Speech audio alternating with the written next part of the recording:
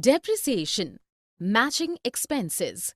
As we know, matching principle of accounting says that whatever expenses are done in the accounting period, that should be adjusted within the same year so that the correct profit and loss and financial position of the business can be revealed. Depreciation, in case some expenses are done whose benefits the company is receiving over the years, then the amount of those expenses should also be spread over the years rather than charging the expense in that accounting period only when those expenses were done. Depreciation is one of those kinds of expenses. Let us discuss about depreciation in detail. What is depreciation? The depreciation can be defined as the reduction in the value of assets over the years because of use, time, wear and tear, etc.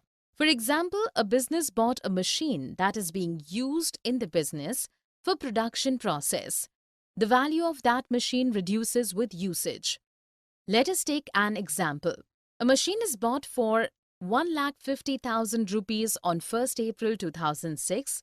The useful life of the machine is expected to be 5 years, which means that the machine can be used in the business for the next 5 years till 31st March 2011. Rupees 1,50,000 is a capital expenditure incurred in the year 2006.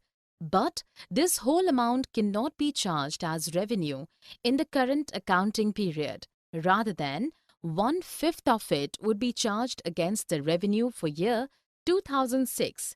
That is, it would be 30,000 rupees. For more such videos on all subjects, practice questions and a lot more, download iPrep and learn unlimited.